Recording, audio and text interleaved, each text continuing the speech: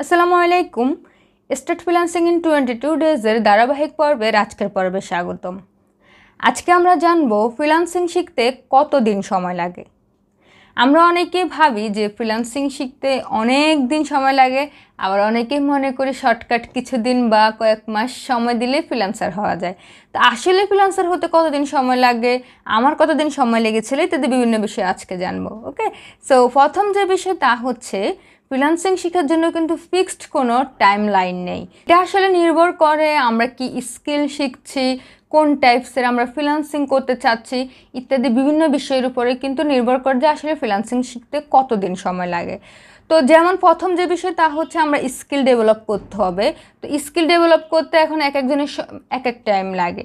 তো এই ক্ষেত্রে আবার নির্ভর করে যে আসলে আমরা কোন ফিল্ডে আমাদের স্কিল ডেভেলপ করতে চাচ্ছি, গ্রাফিক ডিজাইন, রাইটিং, প্রোগ্রামিং, আমাদের ভিডিও এডিটিং, ডিজিটাল মার্কেটিং ইত্যাদি যে কোনো ক্যাটাগরি হোক না কেন, আসলে আমরা কোন ফিল্ডে নিজেদের স্কিল ডেভেলপ করতে চাচ্ছি এটার উপর নির্ভর করে। অনেকে আছে যে অনেকের প্রিভিয়াস কিছু এক্সপিরিয়েন্স থাকে, অনেকেরই একদমই থাকে না, একদমই নতুন শুরু করে। সো এক একজনের ক্ষেত্রে কিন্তু সময়টা এক এক রকম হয়, বাট স্কিল ডেভেলপ কিন্তু সবাইকেই করতে হবে এবং এই জন্য কিন্তু সময় লাগবে। তারপরে আসে যে আমাদের মার্কেট বুঝতে হবে, যে আমরা যেখানে কাজ করছি আমাদের মার্কেট প্লেস সম্পর্কে আমাদের ধারণা নিতে হবে। ওইখানে হচ্ছে কিভাবে কাজ হয়, কিভাবে হচ্ছে আমাদের কাজগুলো শেষ করতে হয়, আমাদেরকে তারা রিভিউ দেয়, আমাদের প্রোফাইল আপ হয়, আমাদের আস্তে আস্তে এক্সপিরিয়েন্স বাড়ে, আমরা হচ্ছে অনেক কিছু জানতে পারি। মার্কেট প্লেসের বিভিন্ন রুলস এবং হচ্ছে মার্কেট প্লেসের বিভিন্ন টার্মস আমরা আস্তে আস্তে হচ্ছে এগুলোর সাথে আমরা অ্যাডজাস্ট হয়ে যাই। তো এতেও কিন্তু আমাদের সময় লাগে। অ্যান্ড তারপর হচ্ছে আমাদের একটা পোর্টফোলিও বিল্ড করা, যে আমরা যে কাজগুলো করেছি এটা আমরা কত ভালোভাবে করতে পেরেছি। এগুলো আমরা যখন করব, অনেকগুলো প্রজেক্ট করব, তখন কিন্তু আমাদের একটা পোর্টফোলিও হয়ে যাবে কাজের। অ্যান্ড তারপর হচ্ছে আমাদের নেটওয়ার্কিং অ্যান্ড মার্কেটিং, যে আমরা যে কাজটা করছি বা যে সার্ভিসটা দিচ্ছি সেটার মাধ্যমে আমাদের কিন্তু এটা কতটা প্রসার হচ্ছে, আমরা কত হচ্ছে ক্লায়েন্ট জেনারেট করতে পারছি, ইভেন আমাদের ইনকাম, তারপর হচ্ছে আমাদের কন্টিনিউয়াসলি লার্নিং করতে হবে। তো এই যে বিষয়গুলো কিন্তু ফ্রিল্যান্সিংয়ের মধ্যে থাকে একজন সাকসেসফুল ফ্রিল্যান্সার হওয়া পর্যন্ত। তো এখন কথা হচ্ছে এই সব কিছু মিলাই আসলে আপনার কেমন সময় লাগবে। তো এটা আসলে টোটালি ডিপেন্ড করছে আপনি কোন ক্যাটাগরি শিখবেন এবং আপনার প্রিভিয়াস কোনো এক্সপিরিয়েন্স আছে কি না।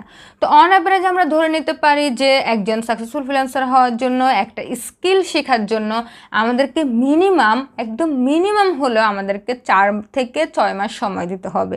তো 4 থেকে 6 মাস আমরা অবশ্যই ধরে রাখবো, এর কমে কখনোই পসিবল না। আপনি যদি একদমই হচ্ছে বিগিনার হন, আপনি কিছুই জানেন না, যদি আপনি এরকম কেউ হন, তাহলে কিন্তু আপনি 6 মাস থেকে 8 মাস ধরে রাখবেন। স্বাভাবিক, আমরা নতুন একটা ফিল্ড সম্পর্কে, নতুন একটা কাজ সম্পর্কে, নতুন একটা স্কিল সম্পর্কে আমরা জানবো, সেই ক্ষেত্রে আমাদের তো সময় লাগবে। আর সময় লাগুক না, সমস্যা নেই তো, কিন্তু একটা সময় পরে গিয়ে তো আমরা একজন সাকসেসফুল ফ্রিল্যান্সার হবো, আমাদের একটা স্কিল হবে, আমাদের আর্নিং শুরু হয়ে যাবে, তাই না? যে কোনো কিছু সাস্টেনেবল কিছু করতে হলে কিন্তু টাইম দিতে হয়, এফোর্ট দিতে হয়, এবং সাকসেসের যে সাকসেসগুলো শর্ট টার্মে পাওয়া যায় সেগুলো কিন্তু লাস্টিং বেশি দিন করে না। যে সাকসেসগুলো পেতে আমাদেরকে অনেক হার্ডওয়ার্ক করতে হয়, অনেক টাইম দিতে হয়, অনেক ইফোর্ট দিতে হয়, এগুলাই কিন্তু আমাদের লাইফে সাস্টেন করে। আর একটা দক্ষতা শেখা কখনোই আপনাকে হচ্ছে লাইফে পিছিয়ে রাখবে না। একটা দক্ষতা কষ্ট হবে শিখতে, কিন্তু এটা আপনাকে লাইফে একদম লং টার্ম এটা আপনাকে বেনিফিট দিবে। সো তাহলে আমরা ধরে নিলাম যে আসলে আমাদের যদি আগে থেকে যদি ফ্রিল্যান্সিংয়ের বেসিক নলেজ থাকে কোনো একটা ফিল্ড সম্পর্কে, তাহলে আমরা মোটামুটি ধরে নিব যে আমরা 3 থেকে 5 মাসের মধ্যে আমরা ফ্রিল্যান্সিংটা শেষ করে ফেলতে পারবো। আর যদি আমরা একদমই নিউ হয়ে থাকি, কিচ্ছু জানি না, তাহলে আমরা একদমই কম হলেও 5 থেকে 8 মাস বা 6 থেকে 8 মাস আমরা ধরে নেব।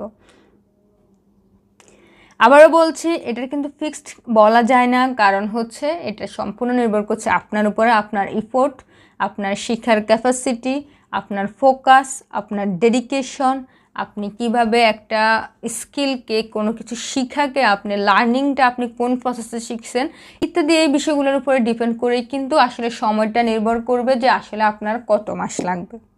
ওকে, so that's all for today's part. আশা করি আমরা বুঝতে পেরেছি যে আসলে ফ্রিল্যান্সিং শেখার জন্য আমাদের কতদিন সময় লাগবে।